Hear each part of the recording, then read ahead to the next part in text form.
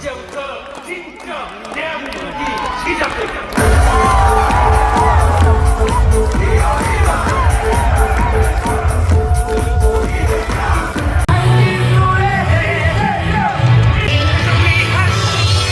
지금은 이재명.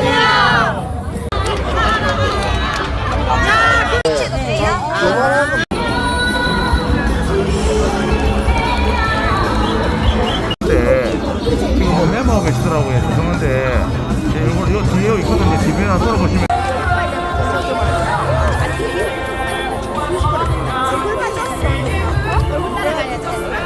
지금 아니에요. 6시 넘었어. 여기를 보세요. 네. 친구 보세요.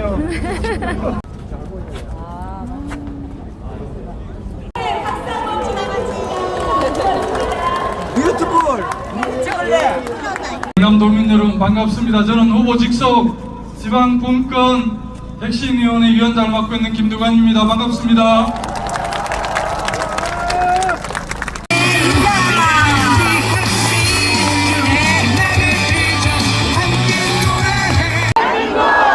지금은 왔습니다. 이제 몰락하는 소멸하는 부산을 이재명 대통령과 함께 살려내겠습니다. 부산 시민 여러분 함께 승리합시다. 이제는 이재명! 재난보다 더한 것이 와도 이재명! 명불허전 이재명! 저는 정명이었습니다. 이재명 인사드립니다. 감사합니다. 여러분, 내란 극복 적임자 찾았습니까? 민생 극복 적임자 찾았습니까? 빛의 혁명 완성할 사람 찾았습니까? 21대 대통령 찾았습니까, 여러분? 지금은 이재명! 지금부터 진짜! 감사합니다. 합니다. 이제부터 진짜 대한민국 지금은 이재명으로 가겠습니다. 감사합니다. 내일 끝까지 해야 되고 모레도 전화를 해야 됩니다. 북극항도가 열리고 있습니다. 곧 열립니다. 아자! 화이팅!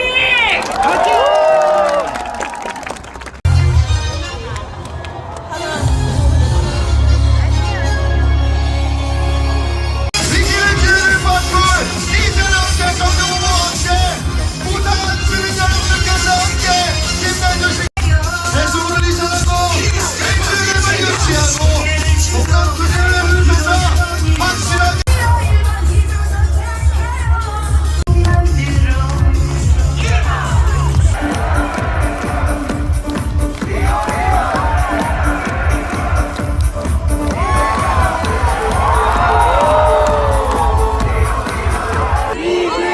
부산 시민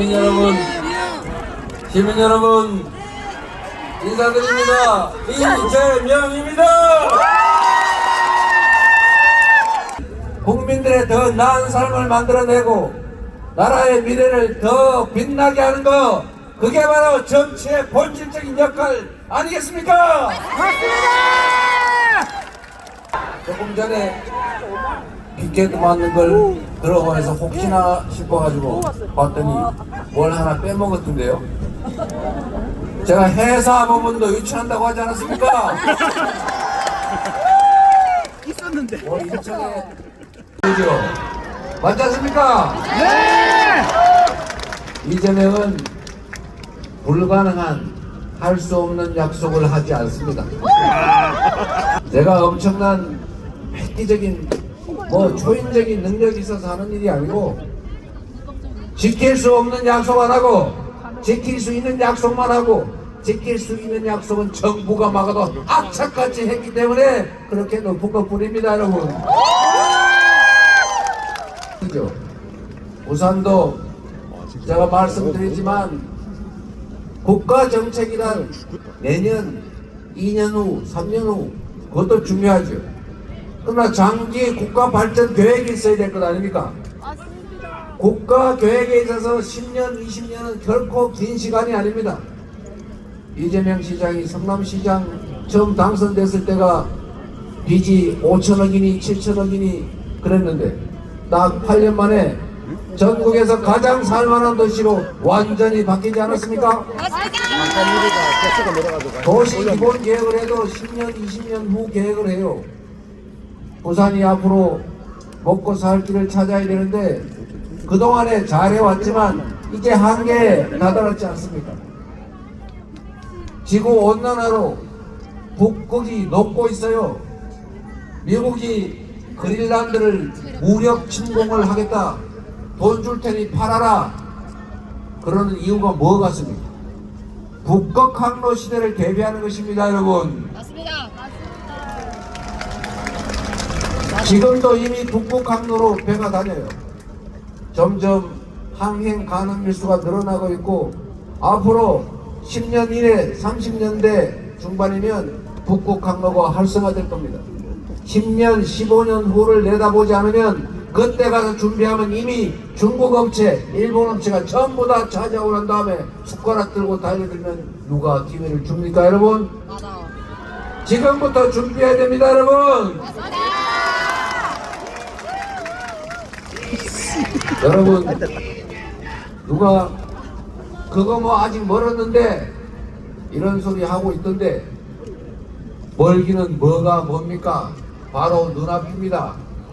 지금부터 준비해야 10년, 15년 후에 그 북극 항로 시대를 대비할 수가 있어요.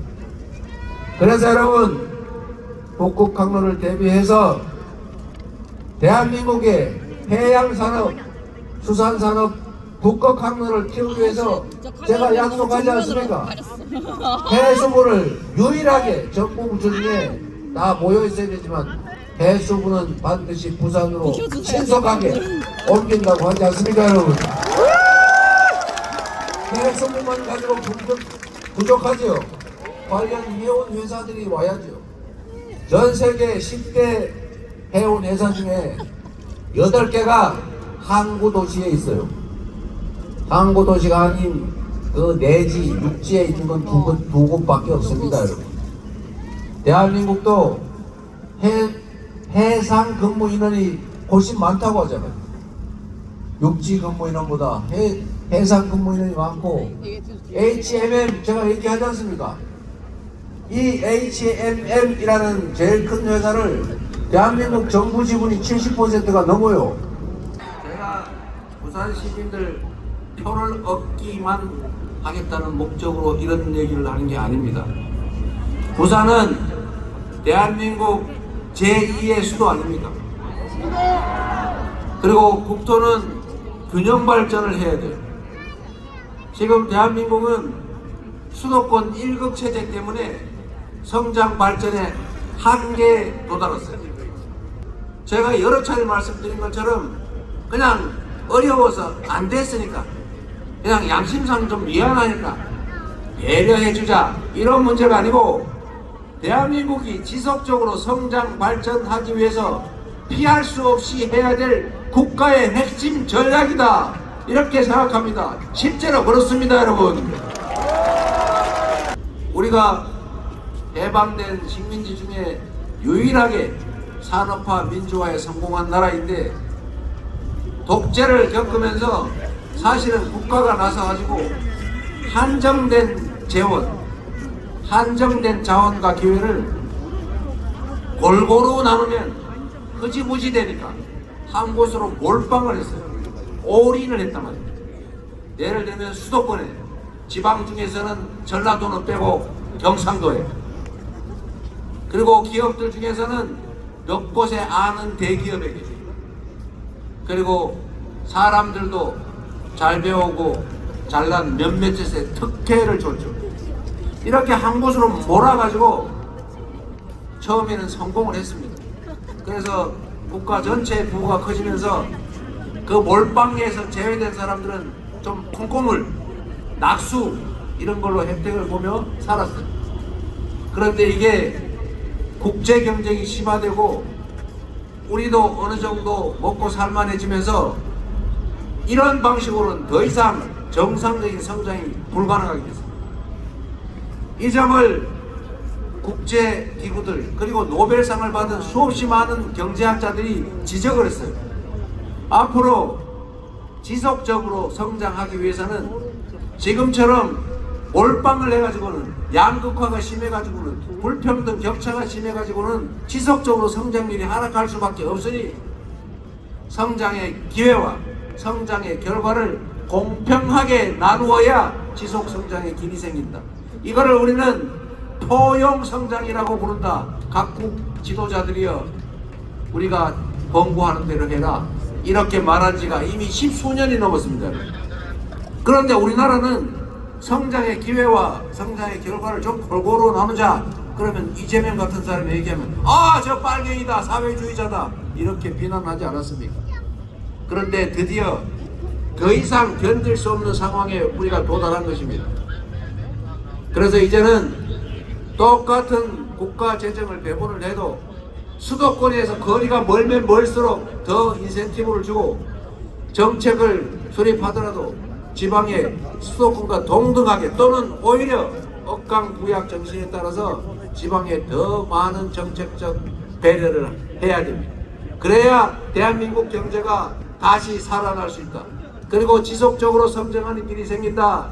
맞습니까, 여러분?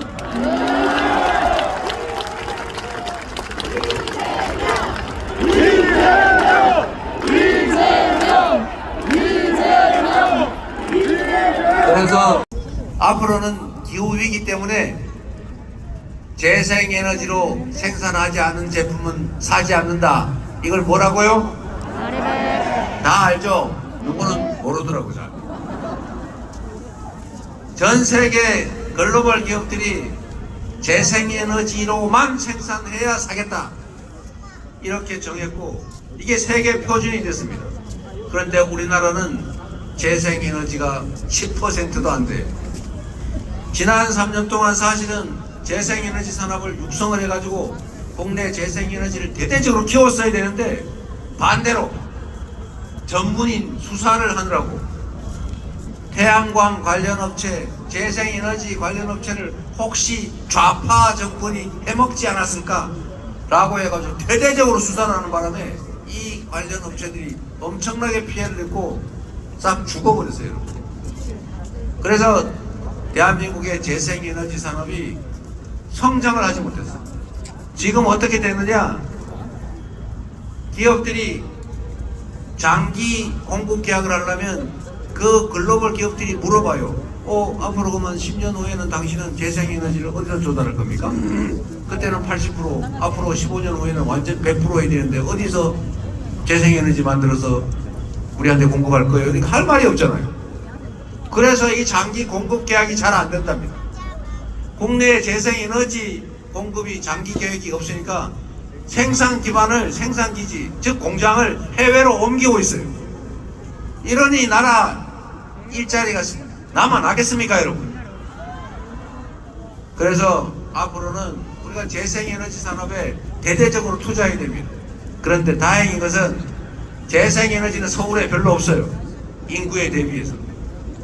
인구 비례로 재생에너지 자원이 가장 많은 데가 어디입니까? 서남해안입니다. 서남해안은 풍력, 태양광, 그리고 바닷가, 해안가, 얕은 바다 이게 다 남는 데예요. 여기서 재생에너지, 태양광, 풍력 발전을 하면 농사 짓고 고기 잡는 것보다 몇 배로 소득이 늘어납니다. 정부에서 지능형 전력망만 잘 깔아주면 그냥 시골 가가지고 빈 땅에다가 논뚝길, 밭뚝길, 오솔길, 제방, 마당, 지붕 이런 데다 다 태양광 설치해가지고 심지어 앞으로는 농사를 짓는 논밭의 위에다가는 태양광을 하고 밑에는 그냥 농사를 지을 수도 있어요. 이렇게 하면 먹고 살 길이 생기고 재생에너지 산업이 발전할 거고 재생에너지로 에너지를 대체하면 화석연료 수입하느라고 연간 200조 원씩 쓰고 있는데 수입을 대체할 수 있지 않습니까? 수출 기업들이 국내에서 재생에너지를 생산하면 생산 기반을 해외로 옮길 필요가 없고, 최근에 지진도 없고 안전한 대한민국, 통신망 발전하고 기술 수준 높은 이 나라가 국제적인 데이터 센터를 만들기는 최적의 자리라고 합니다. 발전이 대한민국의 경제 발전이가 여러분들께서 만들어주십시오. 부산에서 바람을 일으켜야 대한민국을 위기에서 구할 수 있습니다. 여러분, 다시 한번 외치겠습니다. 네, 경기도에 우리 의원님이신데 부산 시민을 만나. 이제부터 진짜 대한민국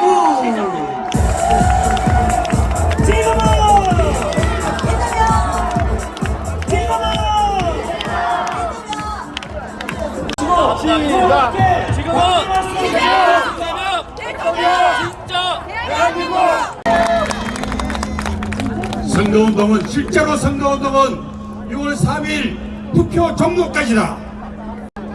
어머님, 친척들에게 투표하셨냐고 전화해 주셔야 됩니다.